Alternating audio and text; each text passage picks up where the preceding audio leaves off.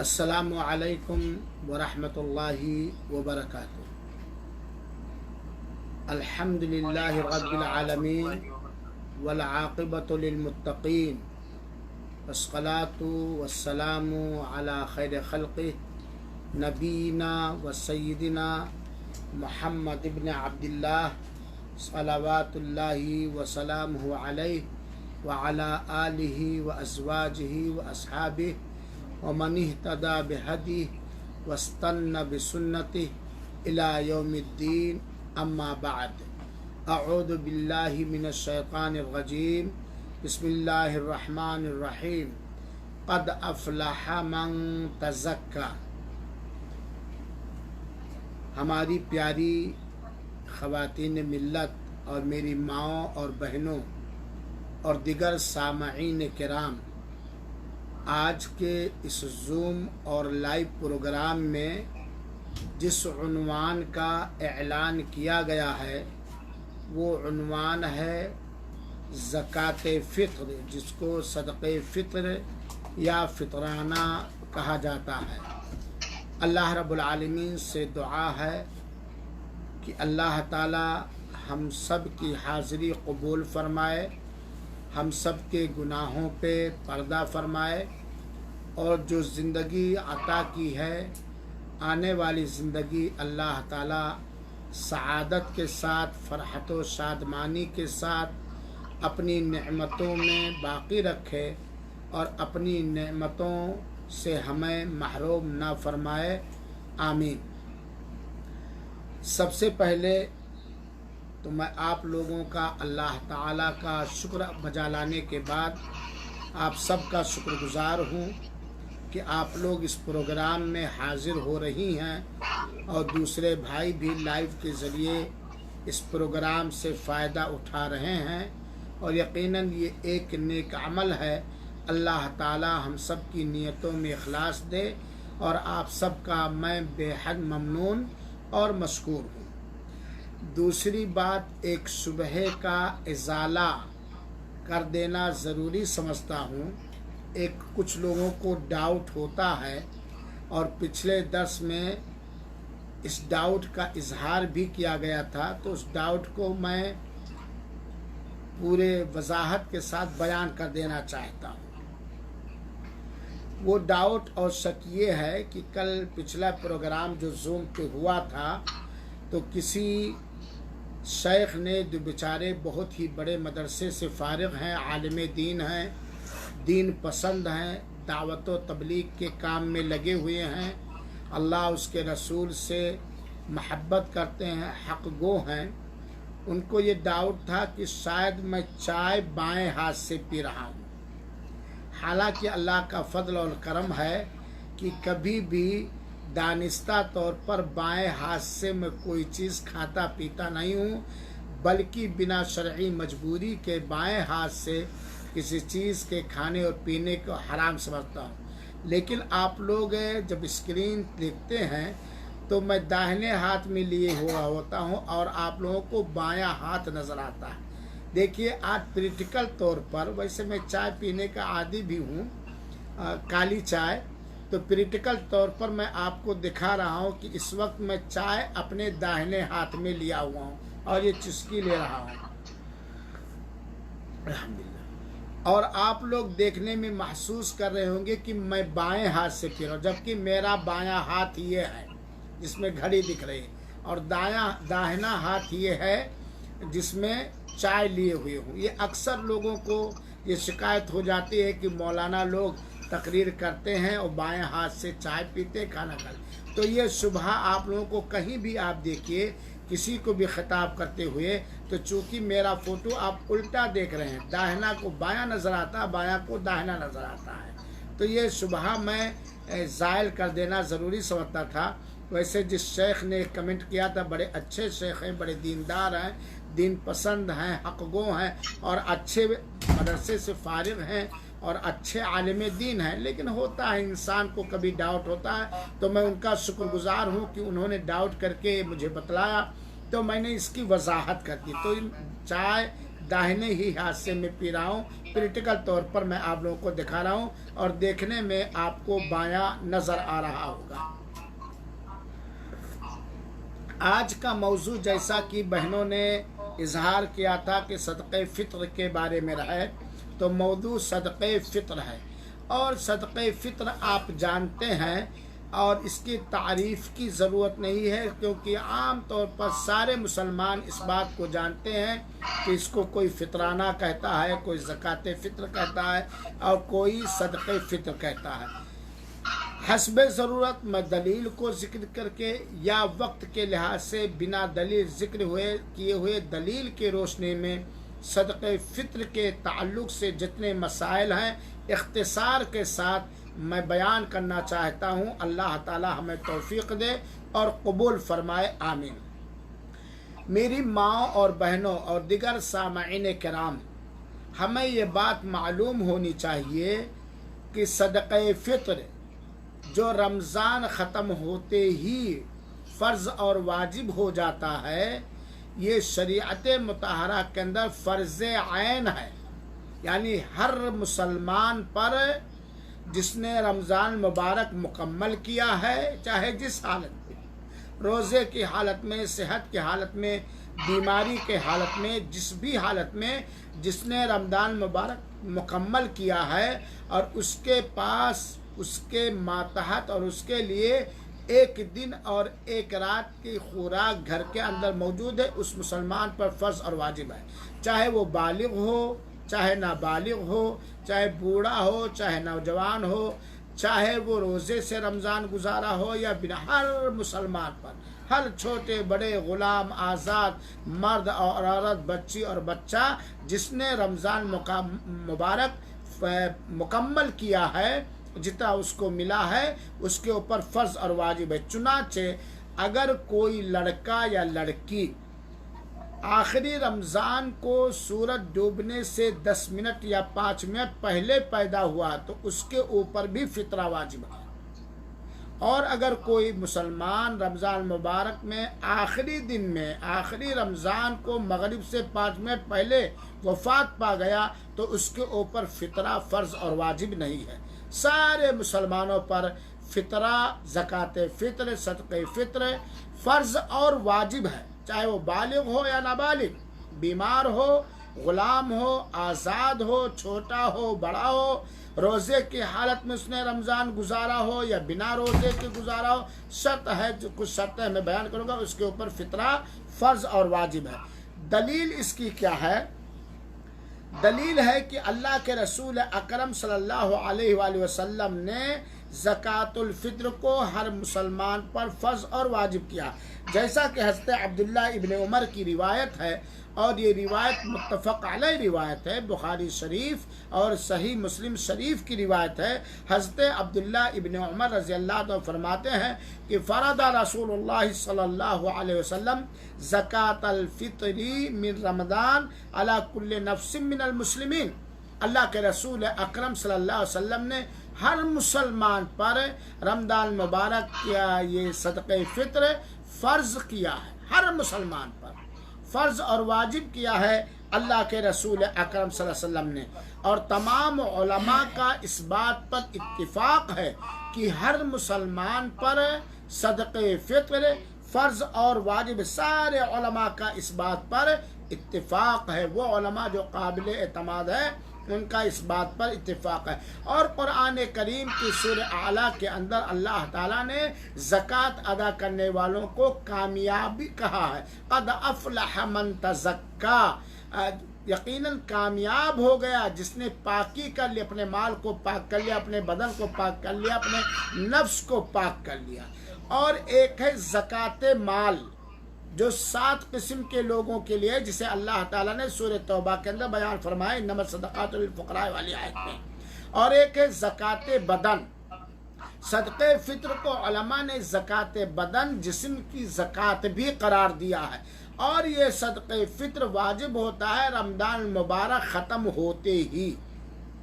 अब आइए हम सुने زکات فطر یعنی جس کو فطرانہ آپ لوگ کہتے ہیں یا صدقہ فطر کہتے ہیں، اس کے واجب ہونے کے لیے علماء کرام نے نصوص احادیث سے نکال کر 3 شرطیں رکھی ہیں۔ یعنی اگر کسی مسلمان کے اندر 3 شرطیں پائی جائیں تو اس کے اوپر صدقہ فطر واجب ہو جائے گا۔ پہلی شرط ہے کہ مسلمان ہونا، اور ظاہر سی بات ہے زکوٰۃ مال ہو یا زکوٰۃ بدن ہو یا نماز ہو یا روزہ ہو یا حج ہو یا صدقات و خیرات، اس کے فرض ہونے کی پہلی شرط ہر عبادت کے اندر اسلام ہے۔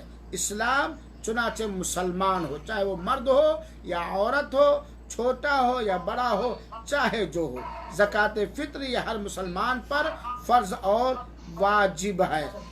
دوسری شرط زکوٰۃ فطر کے واجب ہونے کی بے نیازی، یا جس کو دوسرے لفظ میں آپ کہہ سکتے ہیں مالداری۔ مالداری میں دیکھیے، مال کی زکوٰۃ واجب ہونے کے لیے مالداری دوسرے نوعیت کی ہے، اور صدقہ فطر کے واجب ہونے کی مالداری دوسری نوعیت کی ہے۔ زکوٰۃ فطر کے واجب ہونے کی جو دوسری شرط مالداری ہے، اس کا مطلب یہ کہ ہر اس مسلمان پر زکوٰۃ فطر فرض اور واجب ہے جس کے پاس عید کے دن اور عید کی رات سے زائد خوراک اس کے گھر میں موجود ہو۔ مثال کے طور پر ایک مسلمان ہے، وہ ہے، اس کی بیوی، اس کے 2 بچے ہیں۔ اگر اس کے پاس عید کے دن کا خرچہ اور عید کی رات کا خرچہ موجود ہے، خوراک غذا موجود ہے، تو اس اور اصل ضرورت سے زیادہ ہے تو اس کے اوپر زکوٰۃ فطر واجب ہے۔ مثال کے طور پر اصل ضرورت کے لیے 4 کلو چاہیے پورے عید کے دن کھانے کے لیے یا عید کی رات کھانے کے لیے، یا اور اہم سے اہم بالکل اشد ضرورت کے لیے 4 کلو چاہیے، اور اس کے پاس 7 کلو ہے، تو 4 ایسے آدمی پر زکوٰۃ فطر واجب ہوگا، جتنا ہے وہ فطرہ ادا کرے گا۔ لیکن اگر کوئی مسلمان اس طرح نادار ہے، اس طرح غریب ہے کہ اس کی ذاتی کمائی میں سے یا کسی کے فطرہ دینے کی وجہ سے یا کسی کے کچھ ہدیہ تحفہ دینے کی وجہ سے اتنا مال اس کے پاس نہیں ہے کہ وہ اپنی اور اپنے ماتحت لوگوں کے خرچہ عید کے دن اور عید کی رات برداشت کر سکے، ضروری خرچہ تو اس کے اوپر نہیں ہے، تو زکوٰۃ فطر میں مالداری کا مطلب ہے وہ شرط نہیں جو مال کی زکوٰۃ میں شرط ہے، یاد رہے۔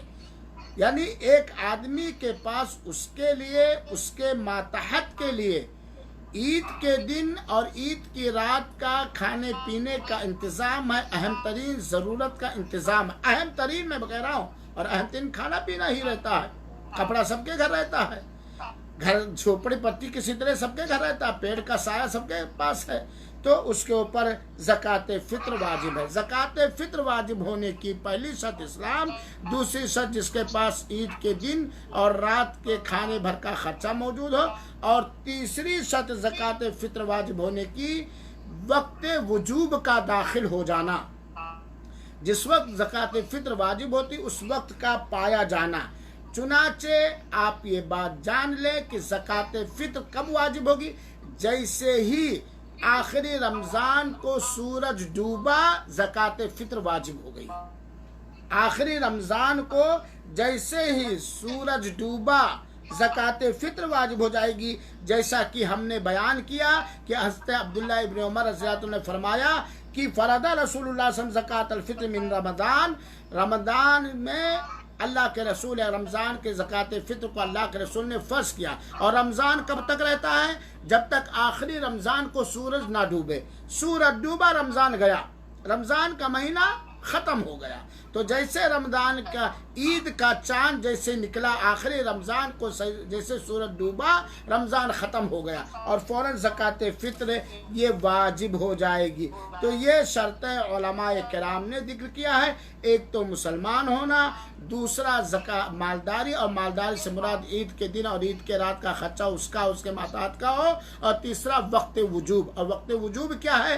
رمضان کا چاند نکلا، عید کا چاند نکلا، سورج ڈوبا آخری رمضان کو، زکوٰۃ فطر واجب ہو گئی، فرض ہو گئی ہر مسلمان پر۔ کوئی اس سے بری نہیں ہے جو اپنے آپ کو مسلمان، سارے مسلمانوں پر۔ میرے بھائیوں اور ساتھیوں، میری ماں اور بہنوں، یقیناً اللہ تعالیٰ یہ حکیم اور دانا ہے، اس کا ہر حکم حکمت سے لبالب بھرا ہوا ہے۔ جس حکمت کے تحت، جو علام الغیوب اللہ ہے، جس حکمت کے تحت زکوٰۃ فطر، صدقہ فطر یا فطرانہ کو واجب کیا ہے، اس حکمت پر غور کر کے اور اللہ تعالیٰ سے تقرب حاصل کرنے کی نیت سے، اخلاص نیت کے ساتھ، اگر سارے کے سارے مسلمان، چاہے جیسے ہوں، چھوٹے ہوں، بڑے ہوں، بالغ ہو، نابالغ ہو، مرد ہو، غلام ہو، آزاد ہو، سارے مسلمان زکوٰۃ فطر، صدقہ فطر کو شریعت مطہرہ اور منہج سلف صالحین کے مزاج کے حساب سے ادا کریں، اور جن کو یہ دینا چاہیے، جو زکوٰۃ فطر، صدقہ فطر کے مستحق ہیں، تو یقیناً ہر شہر اور ہر گاؤں کے فقیر اور مسکین کے گھر سے 6 مہینے کے لیے محتاجی ختم ہو جائے گی، بھوکمری ختم ہو جائے گی۔ اسلام ہی وہ دین ہے جس کے اندر ہر غربت کا علاج ہے، ہر فقر و فاقہ کا سمادھان ہے، ہر مسکینیت کا خاتمہ ہے۔ اسلام نے لوگوں کو آپس میں جوڑنے کے خاطر، مالدار اور غریب کے دلوں میں پیار و محبت پیدا کرنے کے خاطر، غریبوں اور فقیروں اور مسکینوں کے دلوں سے مالداروں کی نفرت کو دور کرنے کے خاطر، اسلامی سماج کے اندر یکسانیت، اتحاد، اتفاق برقرار رکھنے کے خاطر، اسلامی سماج کے اندر پیار و محبت، الفت کو برقرار رکھنے کے خاطر، اسلامی سماج کے اندر سارے لوگوں کو ایک ساتھ خوشی اور غمی میں شریک کرنے کے خاطر زکوٰۃ کی مال فرض کیا، کفارہ فرض کیا، قسم کا کفارہ، زہار کا کفارہ وغیرہ وغیرہ، اور اسی طرح صدقہ فطر واجب کیا۔ اسی لیے صدقہ فطر، اور آپ دیکھیے، آپ جس علاقے کے ہیں، جس شہر کے ہیں، اگر سارے لوگ اسلام کے حکم کے مطابق صدقہ فطر کو ادا کریں اور جہاں دینے کو متعین کر دیا ہے اللہ کے رسول اکرم صلی اللہ علیہ وسلم نے، وہاں دیں، تو یقیناً ہمارے سماج کے اندر فقیر نہیں رہیں گے، ہمارے سماج کے اندر مسکین نہیں رہیں گے۔ ان حکمتوں کے علاوہ صدقہ فطر کے فرض کرنے کی بہت ساری حکمتیں فلسفے علماء کرام نے بیان فرمایا۔ انہی میں سے حدیث رسول سے پتہ چلتا ہے کہ صدقہ فطر کے واجب کرنے کی ایک حکمت یہ ہے کہ اس سے روزے دار کی صفائی ہو جاتی ہے۔ روزے دار روزے کی حالت میں انسان ہونے کی وجہ سے جو اس سے کمی ہو گئی، کبھی زبانی، کبھی عملی کمی، اساس و بنیاد اور ارکان واجبات میں نہیں، تو اللہ تعالیٰ اس صدقہ فطر کے ذریعے روزے دار کو دھل دیتا ہے۔ روزے دار کو اس کی کمی، جو لغو بات کہا، جو رفض کا کام کیا، یا جو تھوڑی بہت کمی رہ گئی، اس کے ذریعے سے اللہ تعالیٰ اس کے اس کمی کو دور کر دیتا ہے، کیونکہ اللہ کے رسول اکرم صلی اللہ علیہ وسلم نے فرمایا ہے صدقہ فطر کی حکمت میں، طہرۃ للصائمین، روزے داروں کے یہ پاکی کے لیے ہے۔ جو روزے کی حالت میں کچھ لغو کام ہو گیا، لایانی کام ہو گیا، یہ صدقہ فطر اخلاص نیت سے رسول اللہ صلی اللہ علیہ وسلم کی تعلیم کے مطابق ادا کرنے سے روزے دار کی دھلائی ہو جاتی ہے، روزے دار کی صفائی ہو جاتی ہے۔ اور جب روزے دار کی کمی ایک دم ختم کر دی جاتی ہے صدقہ فطر کو ادا کرنے کے بعد، تو اس کو ایک گوناگون خوشی ملتی ہے، اس کی خوشی مکمل ہو جاتی ہے۔ ورنہ وہ سوچتا رہتا یار فلاں دن تھوڑا جھوٹ بول دیا تھا، فلاں دن یہ کر دیا تھا، فلاں دن، لیکن صدقہ فطر نبی کریم صلی اللہ علیہ وسلم کے رہنمائی کے مطابق اخلاص نیت سے اگر اس نے ادا کیا تو اللہ تعالیٰ کا کرم دیکھیے کہ صدقہ فطر سے روزے دار کی کمی کو اللہ تعالیٰ دھل دیتا ہے اور صاف کر دیتا ہے۔ صدقہ فطر کے واجب کرنے کی ایک حکمت یہ ہے کہ مسکینوں کی غذا کا انتظام، فقیروں اور مسکینوں کی غذا کا انتظام، عید کا دن ہے. ہر آدمی عید کے دن خوشی منانا چاہتا ہے. وہ اپنے فقر و فاقہ پر، وہ اپنی محتاجی پر، وہ اپنی مسکینیت پر غمگین نہیں رہنا چاہتا ہے. چنانچہ اللہ کے رسول اکرم صلی اللہ علیہ وسلم نے فرمایا ہے کہ طعمۃ للمساکین، ظاہر سی بات ہے عید ہے اور مسلمانوں کے لیے صرف دو ہی عید ہے، خوشی اور مسرت اور شادمانی کا یہ وقت ہے. اب ایک غریب جس کے گھر میں کھانے کا نہ ہو، عید پر آنے کے بعد پینے کے لیے نہ ہو، تو ظاہر سی بات ہے وہ حزین ہوگا، ملول خاطر ہوگا، وہ غمگین ہوگا. لیکن جب لوگ اپنے فطرے کو نکال کر فقیر اور مسکین کے گھر میں پہنچا دیں گے تو فقر و فاقہ کے تعلق سے جو اس کا ذہنی ہیڈک تھا وہ ختم ہو جائے گا. تو مسکینوں کے گھروں میں، فقیروں کے گھروں میں کھانے کا انتظام کرنا تاکہ عید کے دن بھی ان کو بھک منگائی پر مجبور نہ کیا جائے اور وہ عید کی خوشیوں میں مالداروں کے ساتھ شریک رہیں اور یہ مسکینوں کے لیے غذا کا انتظام ہو جائے. اللہ کے رسول طعمۃ للمساکین، یہ صدقہ فطر فرض اور واجب کیا گیا ہے مسکینوں کے گھروں میں غذا فراہم کرنے کی خاطر. صدقہ فطر کے واجب ہونے کی حکمتوں میں سے تیسری حکمت یہ ہے مسلمانوں کی غمخواری، مسلمانوں کی بھائی چارگی، مسلمانوں کے آپس میں مواسات، غمخواری. اسلام کے اکثر نظام کو آپ دیکھیں گے تو آپ کو یہ بات معلوم ہوگی کہ اسلام نے یہ تعلیم دی ہے، یہ تربیت دی ہے کہ ایک مسلمان دوسرے مسلمان کا غمخوار ہو، غم کا سبب نہ بنے، اس کی محتاجی میں، اس کی فقیری میں، اس کے مشکل میں کام آئے. تو صدقہ فطر میں مسلمانوں کے لیے، مالداروں کی طرف سے ان کے غریبوں کے لیے، ان کے فقیروں کے لیے، سماج کے مسکینوں کے لیے ایک طرح سے غمخواری ہے جسے بندہ ایک بہت بڑی عبادت کی ادائیگی کے سے فارغ ہو کر رب کی عبادت کے لیے ادا کرتا ہے. رمضان مبارک کے روزوں اور دیگر امور سے فارغ ہو کر کے اللہ کی مزید عبادت کرنے کی خاطر، اللہ کی رضا جوئی کے خاطر آدمی کا صدقہ فطر نکالتا ہے جس سے غریبوں کی غمخواری ہوتی ہے، مسکینوں کی غمخواری ہوتی ہے. جہاں فقیروں کے کھانے کا انتظام ہے، روزے دار کی صفائی اور دھلائی ہے، وہیں پر مسکینوں اور فقیروں کی غمخواری ہے. چوتھی حکمت یہ ہے کہ اللہ تعالیٰ یہ زکوٰۃ فطر ادا کر کے، صدقہ فطر ادا کر کے اللہ کے یہاں سے بہت بڑے اجر و ثواب کو حاصل کرنا، بہت بڑے اجر و ثواب کو حاصل کرنا. اسی لیے اللہ کے رسول اکرم صلی اللہ علیہ وسلم نے فرمایا فمن اداها قبل الصلاۃ فهي صدقۃ مقبولہ، جس نے صدقہ فطر کو عید کے دن، عید کی نماز سے پہلے، عید کے دن عید کی نماز سے پہلے مستحق تک پہنچایا، فقیر و مسکین تک پہنچا، تو اس کا یہ صدقہ مقبول ہے، اللہ کے دربار میں قبول ہے. ومن اداها بعد الصلاۃ فهي صدقۃ من الصدقات، اور جس نے عید کی نماز کے بعد مستحق تک پہنچایا یا ادا کیا تو یہ عام صدقہ ہے. تو گویا یہ وہ صدقہ ہے جو فرض اور واجب ہے، جس کو ادا کر کے انسان رب کی عبادت کرتا ہے. پانچویں حکمت یہ ہے کہ اللہ تعالیٰ نے ہمیں اور آپ کو رمضان میں باقی رکھا، زندہ بسلامت رکھا، تو گویا ہمارے بدن کی طرف سے یہ ایک زکوٰۃ ہے جو ہر سال اس آدمی پر فرض اور واجب ہے جس نے اس مسلمان پر فرض اور واجب ہے جس نے رمضان کو پایا، پورا رمضان کو پایا. تو یہ مال، یہ بدن کی زکوٰۃ ہے. چھٹی حکمت زکوٰۃ فطر یا صدقہ فطر کے واجب کرنے کی ایک علماء کرام نے بتلائی کہ اس کے ذریعے ایک روزے دار بندہ رب کا شکر گزار ہوتا ہے.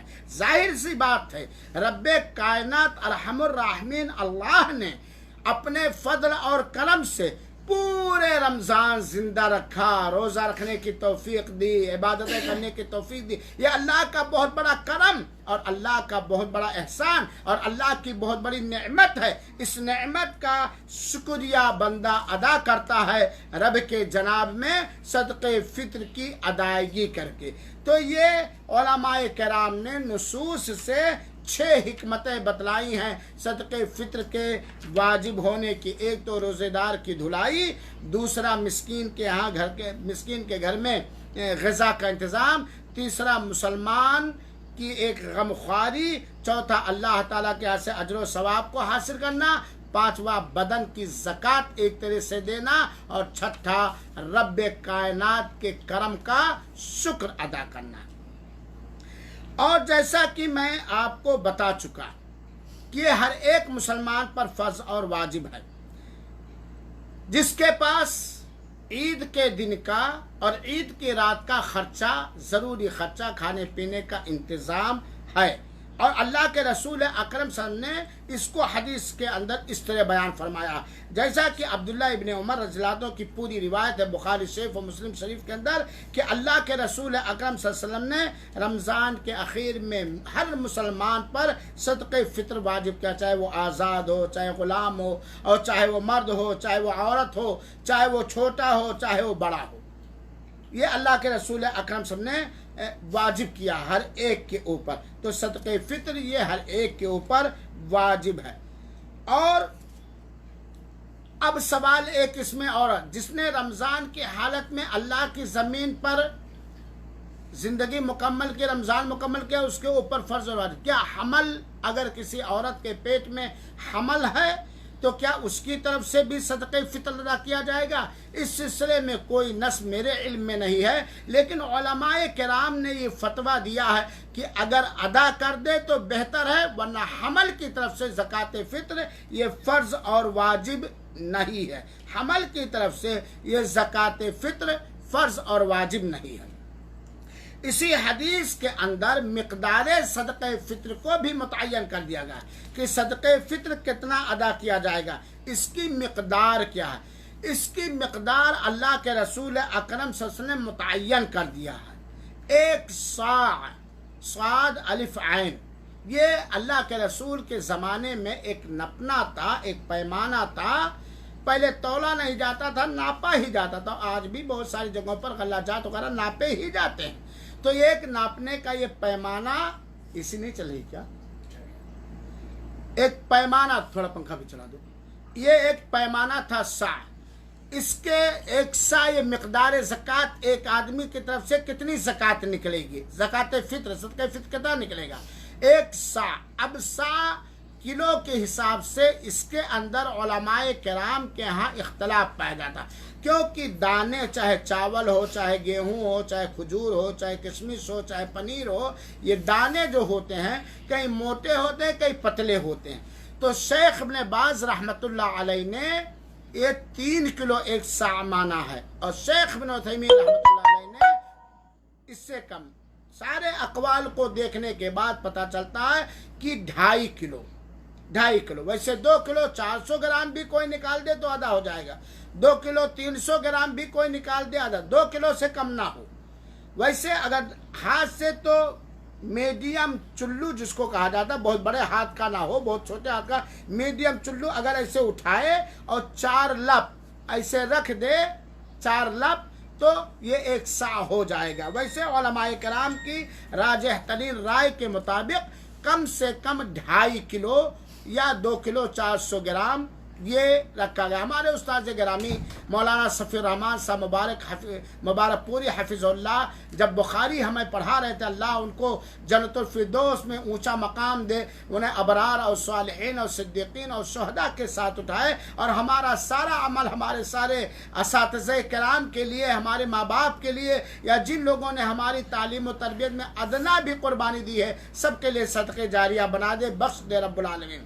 انہوں نے کہا تھا کہ میں ساع حجاز کا نپنا یہ سال آیا تھا، اور 2 کلو 400 گرام، یہ تھوڑا بہت کم یہ ہو جاتا ہے، تو یہ مقدار ہوا 2.5 کلو، مان لیجئے 2.5 کلو ہر آدمی کی طرف سے۔ کیا نکالیں گے؟ اس سلسلے میں ہمیں یہ بات معلوم ہونی چاہیے کہ اللہ کے رسول اکرم صلی اللہ علیہ وسلم نے متعین کیا ہے۔ اس زمانے میں جو عام خوراک تھی، اللہ کے رسول اکرم صلی اللہ علیہ وسلم کے زمانے میں جو عام خوراک تھی، وہ اللہ کے رسول اکرم صلی اللہ علیہ وسلم نے اسے متعین کیا۔ عام خوراک اس زمانے میں کیا تھی؟ جو تھا، کھجور تھی، کشمش تھا، پنیر تھا۔ گویا حدیث رسول صدقہ فطر میں کیا نکالا جائے گا، بات آگے میں تفصیل سے بیان کروں گا، تو یہ انسانوں کی عام خوراک ہی نکلے گی، کیونکہ اللہ کے رسول اکرم صلی اللہ علیہ وسلم نے متعین کیا۔ چنانچہ چاہے 2.5 کلو آپ چاول دے دیں، یا 2.5 کلو آپ گیہوں دے دیں، یا 2.5 کلو آپ آٹا دے دیں، غلہ ہی دیں، کیونکہ اللہ کے رسول نے غلے ہی کو متعین کیا ہے جو عام غذا ہے۔ اب عام غذا مچھلی نہیں ہے، عام غذا کیلا نہیں ہے، الا کہ کہیں ایسا ہو کہ خالی کیلے کی پیداوار ہوتی ہو، خالی اخروٹ کی پیداوار ہوتی ہو، خالی جو ہے کشمش، منقع، کاجو، بادام کی پیداوار۔ عام غذا اگر وہی ہے تو وہ دیا جائے گا، اور اگر عام غذا وہ نہیں ہے تو جو عام غذا مسلمانوں کی ہے تو وہی دیا جائے گا۔ اور عام غذا یا تو چاول ہے، یا تو آٹا ہے، اور یا تو گیہوں وغیرہ ہے۔ صدقہ فطر کے نکالنے کا وقت کیا ہے؟ احادیث رسول اور عمل سلف صالحین اور صحابہ کرام سے یہ بات معلوم ہوتی ہے کہ صدقہ فطر نکالنے کے 2 وقت ہیں، اور انہی دونوں وقتوں میں صدقہ فطر نکالا جائے گا۔ ان وقتوں کے علاوہ دوسرے وقتوں میں صدقہ فطر نکالا گیا تو یا تو وہ عام صدقہ ہو جائے گا اور یا نفلی صدقہ ہو جائے گا۔ صدقہ فطر جس کا نکالنا واجب و ضروری ہے وہ نہیں ہوگا۔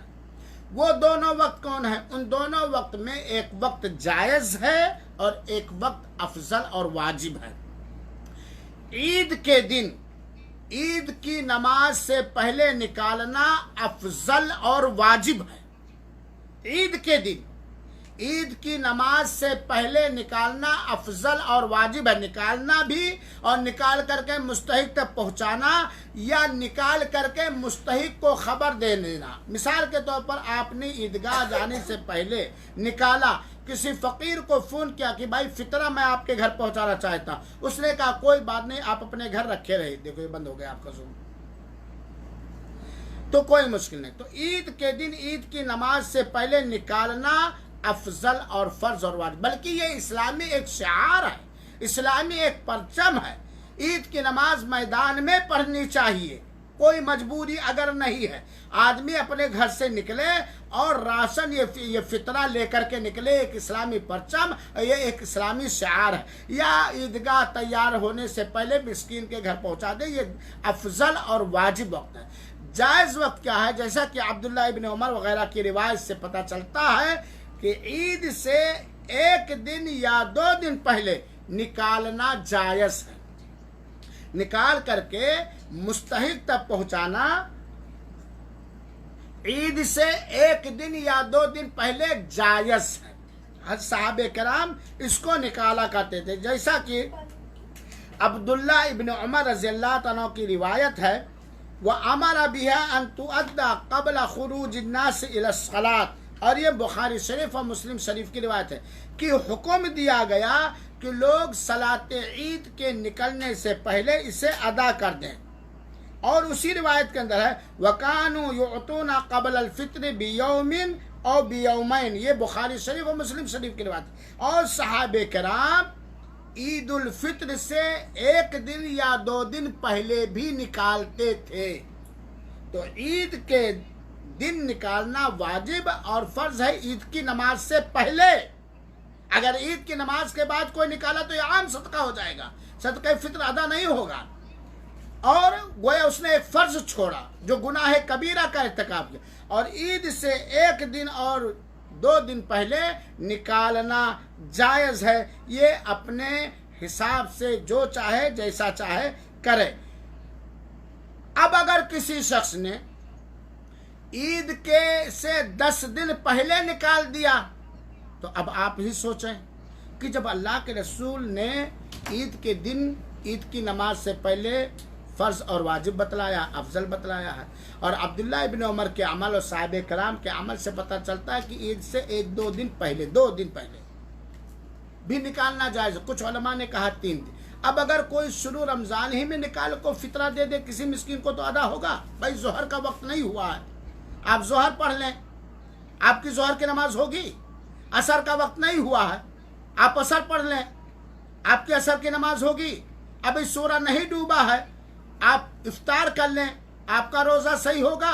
अभी हज का दिन और महीना नहीं आया है, आप हज के लिए चले जाएं, आपका हज होगा।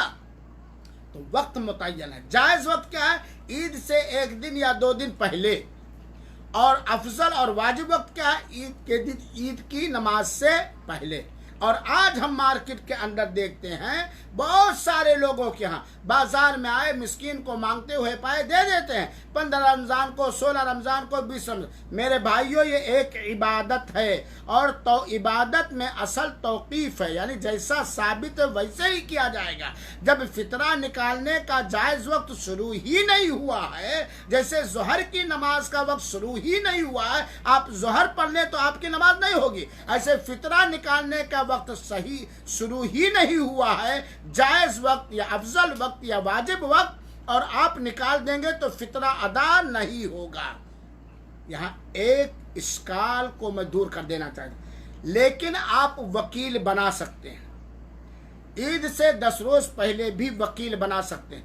वकील बनाते वक्त देखना कि जिसको आप वकील बना रहे वो मुनासिब कमेटी है, ऐसे लोग अमानतदार उस कमेटी के अंदर है जो शरीयत के हिसाब से वक्त पर अमानतदारी के साथ आपका फितरा निकाल करके मुस्तहिक तक पहुंचाएंगे, तो उनको आप वकील बना सकते हैं। या किसी शख्स को जानते हैं कि वो अमानतदार है, दियानतदार है, शरीयत का जानने वाला है, शरीयत का वो पाबंद है और शरीयत के हिसाब से फितरा निकाल देगा, तो वकील चुनाचे आप कह दीजिए। जैसे कि मैंने आपसे कहा कि 15 ही रमज़ान को या आज ही कि भाई मेरी तरफ से 2.5 किलो गल्ला ले लीजिए या 2.5 किलो की कीमत ले लीजिए और 2.5 किलो गल्ला ही खरीदिएगा, नकद नहीं, आगे बात आ रही है, और आप निकाल दीजिए। तो वकील बनाना पहले जायज़ है, लेकिन खुद निकाल कर मिस्कीन को दे देना या आपका वकील फुर्सत लेने के लिए ईद से 10 रोज पहले निकाल करके दे दे, तो ये फितरा अदा नहीं होगा और इसमें गुनहगार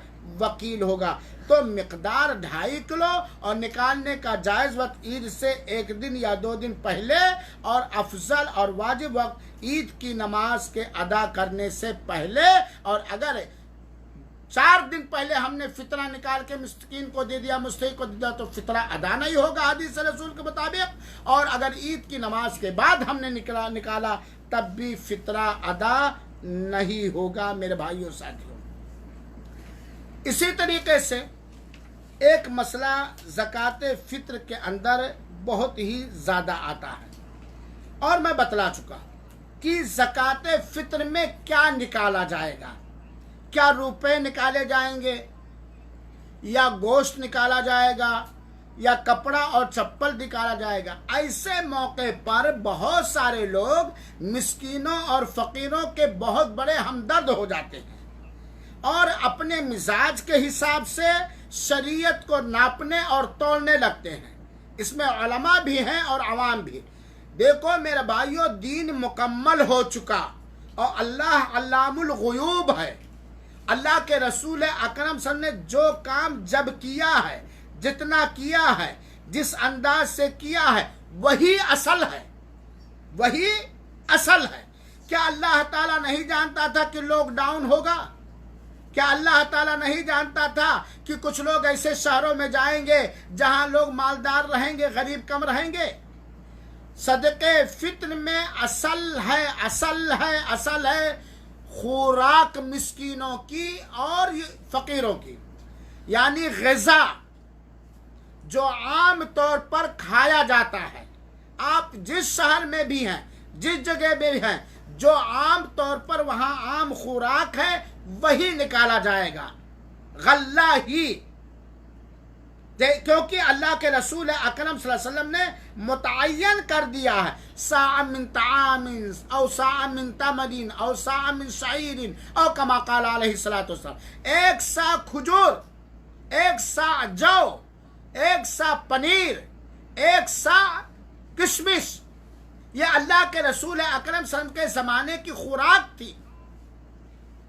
और अल्लाह के रसूल के ज़माने में कपड़े भी थे, गोश्त भी थे, दिरहम और दीनार भी थे, لیکن اللہ کے رسول اکرم صلی اللہ علیہ وسلم نے غلہ متعین کیا، عام خوراک کو متعین کیا، چنانچہ غلہ ہی نکالا جائے گا، عام خوراک ہی نکالی جائے گی۔ ایک تو اللہ کے، کیونکہ ساری عبادات یہ توقیفی ہے، توقیفی کا مطلب اسٹاپ، آگے نہیں بڑھ سکتے، نہ پیچھے نہ آگے۔ ہمارے رسول نے جو متعین کیا، وہ اللہ کے رسول کے زمانے میں اکثر خوراک کیا تھی؟ جو، گیہوں، یا اسی طریقے سے کشمش، کھجور۔ اللہ کے رسول کہہ سکتے تھے نا کہ بھائی اونٹ سوا کرو، گوشت دے دو۔ اللہ کے رسول کہہ سکتے تھے کہ بھائی غریبوں کے ہاں کھانا ہے، فقیروں کے ہاں۔ تو اگر فقیر کے ہاں کھانے کا انتظام ہے تو مستحق ہی نہیں فطرے کا، اگر مسکین کے ہاں خوراک کا انتظام ہے تو فطرے کا مستحق ہی نہیں ہے، یہ اس فقیر کے جس کے حوائج ضروریہ اور خوراک نہیں ہے۔ اب ہم اس کو غلہ دے دیں گے، وہ چاہے بیچے چاہے جو کرے۔ ہاں اگر کوئی فقیر ایسا ہے کہ جو لیتا ہے چاول وغیرہ، گیہوں وغیرہ، اور کم پیسے میں بیچ دیتا تو اس کو دیا ہی نہیں جائے گا، کیونکہ وہ مستغنی اور بے نیاز ہے، تو غلہ ہی نکالا جائے گا۔ آپ جہاں کے ہیں وہاں کے جو خوراک ہے، عام خوراک، وہی نکالا جائے گا، اور 2.5 کلو ایک آدمی کی طرف سے نکالا جائے گا۔ اور کیا نقد نکالنا صحیح ہے؟ لوگ کہتے ہیں کہ بھائی لاک ڈاؤن ہے، بہت سارے لوگوں کے ہاں چاول ہے، غلہ ہے، جو ہے سبزی خریدنے کا پیسہ نہیں ہے، گوشت اور مرغی خریدنے کا پیسہ۔ میرے بھائیوں اور ساتھیوں، ہم فقیروں کے ہمدرد ہیں اور رہنا بھی چاہیے۔ ہم فطرہ غلہ نکالیں، عام خوراک چاول ہے یا گیہوں ہے یا آٹا ہے یا جو آپ کے ہاں کی عام خوراک، عام غذا ہے، آپ اپنی طرف سے نفل دے دیجئے، گوشت کے لیے، مرغی کے لیے نفل دے دیجئے، نفلی صدقہ 150 دے دیجئے۔ اللہ کے رسول نے جو متعین کیا، اصل یہی ہے کہ غلہ ہی نکالا جائے گا، اصل یہی ہے کہ خوراک ہی نکالا جائے گا۔ بہت سارے لوگ استحالہ پیش کرتے ہیں کہ مولانا کہاں سے میں لاؤں؟ ارے بھائی آپ کھاتے ہو کہ نہیں کھاتے ہو؟ جس طرح دکانوں سے خرید کر لاتے ہو، ایسے خرید کر فطرہ لے آؤ۔ اور یہ چیز اچانک تو آتی نہیں ہے، سال بھر میں ایک بار یہ چیز آتی ہے۔ جیسے سال بھر آپ خرید کر کے کھاتے ہیں، مزدوری کر کے کھاتے ہیں، یا کہیں سے لے کے کھاتے ہیں، ایسے فطرہ بھی خرید کر کے لے کے رکھو اور غلہ ہی نکالو، تاکہ شریعت کو اس کے اصل پر باقی رکھا جائے۔ نقد کا نکالنا کسی بھی حیثیت سے صحیح نہیں ہے، الا ایک ہی، کوئی ایسی جگہ پر ہے کہ وہاں غلہ ملتا ہی نہیں ہے، غلہ ملتا ہی نہیں ہے، کوئی شکل ہی نہیں غلہ پانے کی۔ کیا ایسی جگہ کوئی ہوگی؟ میرے خیال میں تو نہیں۔ تب ایسی صورت میں ہم نقد نکال دیں گے۔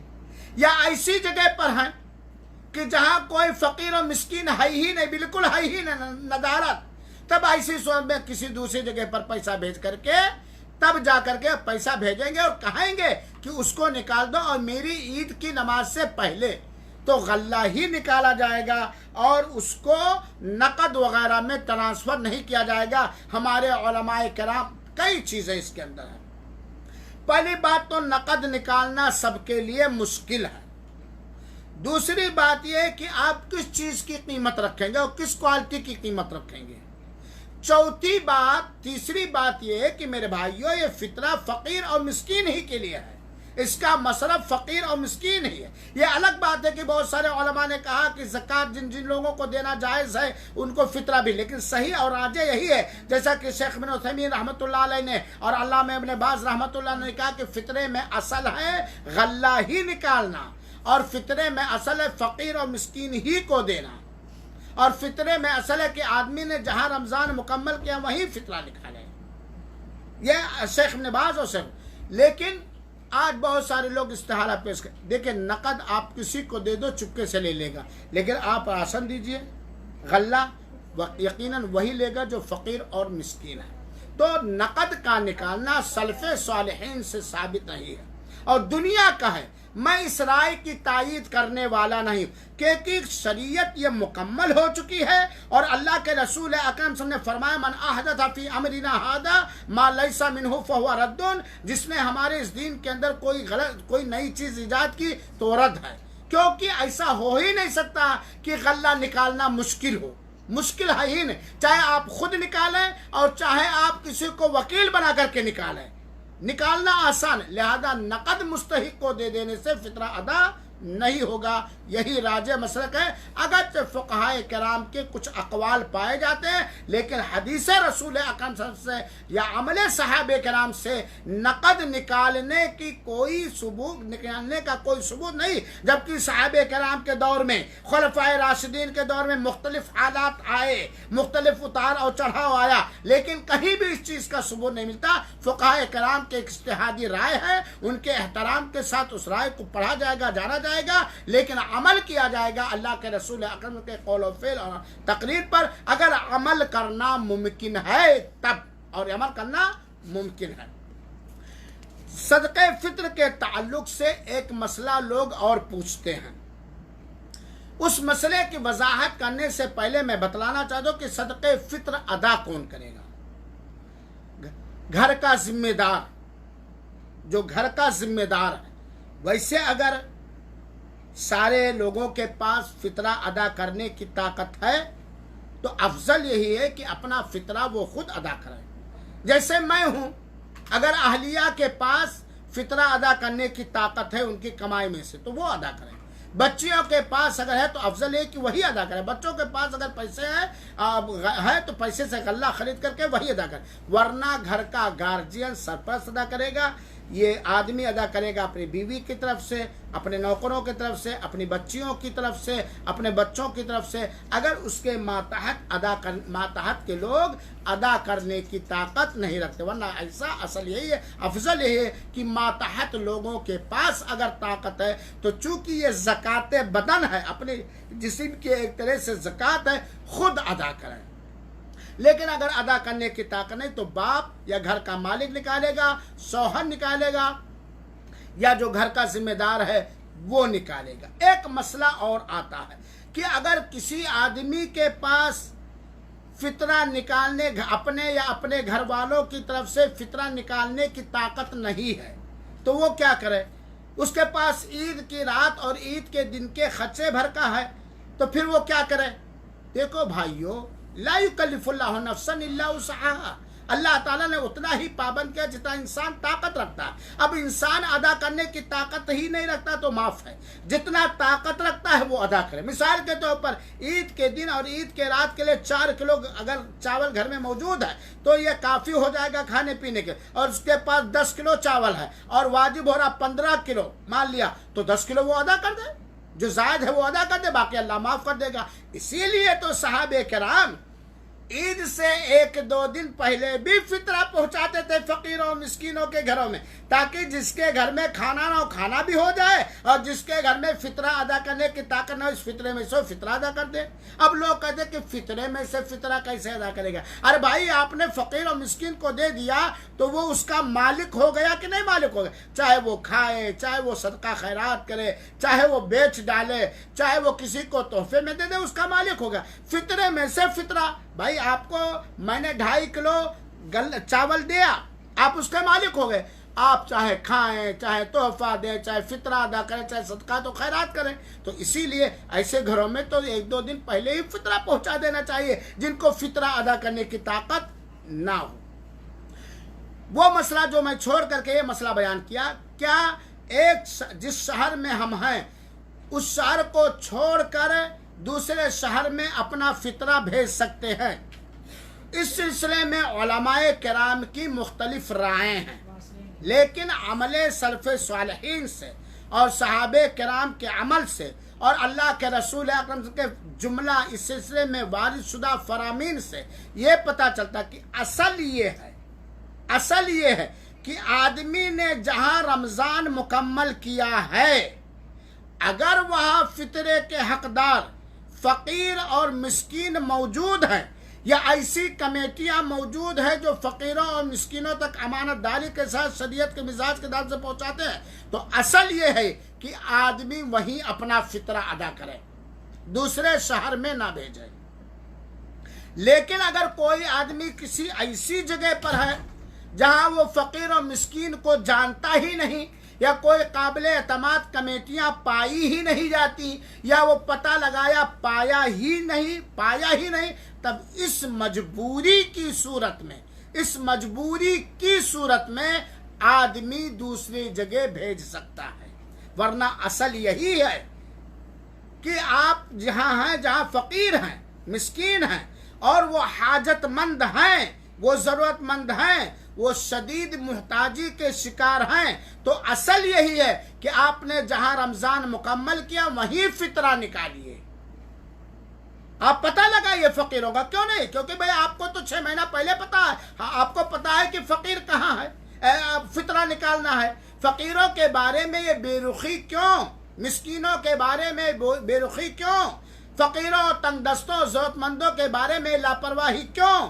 جبکہ ہم یہ جانتے ہیں کہ اللہ تعالی ہماری مدد فرماتا ہے، اللہ تعالی ہمیں رزق عطا کرتا ہے فقیروں ہی کی وجہ سے، کمزوروں ہی کی وجہ سے۔ یہ کون سی بات ہوئی کہ مثال کے طور پر آپ سعودی عرب کے کسی شہر کے اندر ہیں اور کورونا وائرس کے لاک ڈاؤن کی وجہ سے یا کم سیلری کی وجہ سے یا ان کے پاس ذریعہ آمدنی نہ ہونے کی وجہ سے بیچارے فقیر ہیں، بیچارے مسکین ہیں، آپ اپنے پاکستان بھیج دیں اور آپ جہاں پر ہیں وہاں کا فقیر جس کا حق بنتا ہے، آپ کے فطرے میں جس کا حق بنتا اس کو محروم کر اپنے گاؤں، اپنے ٹولے محلے میں بھیج دیں، یہ کون سی بات ہے؟ یہ انصاف نہیں۔ تو علامہ ابن عثیمین رحمۃ اللہ علیہ نے، علامہ ابن باز رحمۃ اللہ علیہ نے یہ کہا کہ اصل یہی ہے۔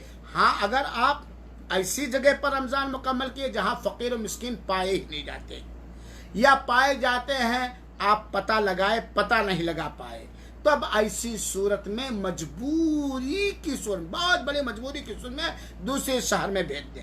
یا یہ شکل ہو کہ یہ علماء کی رائے میں بیان کر رہا ہوں، سلف صالحین سے اس کا ثبوت نہیں، علماء کی رائے کہ آپ جہاں ہیں وہاں ہیں فقیر و مسکین، لیکن دوسرے ملک کے فقیر یہاں کے فقیر سے اور زیادہ پریشان ہیں، اور زیادہ پریشان ہیں، تب ایسی مجبوری کی صورت میں آپ اس کو ٹرانسفر کر سکتے ہیں۔ لیکن اگر حالات کو آپ دیکھیں گے تو آپ جہاں بھی ہیں وہاں کا فقیر ہمیشہ پریشان رہتا ہے، اور خاص طور پر اس لاک ڈاؤن کی وجہ سے تو ساری دنیا کے لوگ پریشان، مالدار فقیر ہو گئے ہیں، غریب ہو گئے ہیں۔ تو لہذا میرے بھائیو اصل پر چلیے، کوئی مجبوری کی صورت ہو تو فاتقوا اللہ ما استطعتم، جتنا اللہ تعالیٰ سے ڈر سکتے ہو اتنا ڈرو۔ اور یہاں ایک بات اور واضح کر دو، فقیر اور مسکین کے لیے کوئی خاص کسوٹی نہیں ہے۔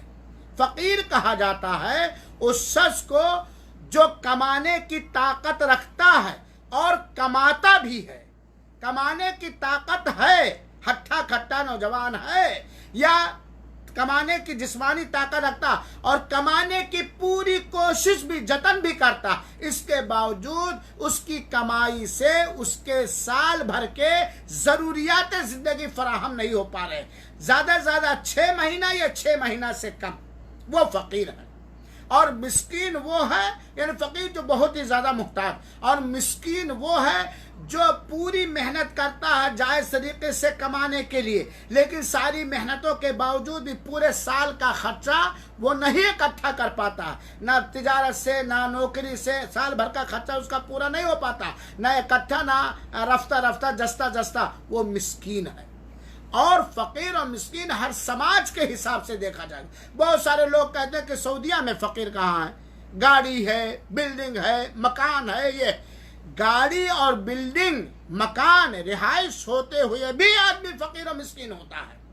مثال کے طور پر آپ کے ابا مکان بنائے ہوئے تو فقیر نہیں تھے، گاڑی بھی رکھے ہوئے تھے، گھر کے اندر سارے فرنیچر کے سامان بھی تھے، ان کی وفات ہو گئی، وراثت میں آپ کو ملا، لیکن آپ کی نوکری نہیں ہے، آپ کی آمدنی کا ذریعہ نہیں ہے، گھر ہے، گاڑی ہے، اور بغیر گاڑی کے آپ کا کام بھی نہیں چل سکتا، تو آپ کے گھر میں اگر آپ کے اور آپ کے ماتحت کے 6 مہینے کا یا اس سے سال بھر کا خرچہ موجود نہیں ہو تو آپ فقیر ہوں گے کہ نہیں؟ امریکہ کے میں بھی فقیر پائے جاتے ہیں، ہر ملک میں فقیر پائے جاتے ہیں، اور ہر ایک سماج کے حساب سے دیکھا جائے گا۔ اصل ہے جس کی ضروریات زندگی، اہم ضروریات زندگی بھر کے لیے پورے سال کی آمدنی یا خرچہ کا انتظام نہ ہو اور وہ محنت بھی کرتا ہو۔ اور یہاں ایک بات میں اور بھی کہوں گا، اگر کوئی ہٹھا کھٹا نوجوان ہے،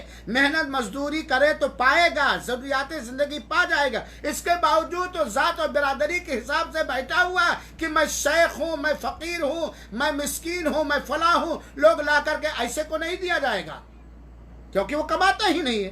کمانے کی طاقت رکھتا ہے اور کمانے کی کوشش کرتا ہے، اس کے باوجود بھی اس کے روٹی کپڑے اور مکان کا انتظام نہیں ہو پاتا تو اس کو دیا جائے گا. اسی طریقے سے مسئلے کے اور وضاحت کر دو.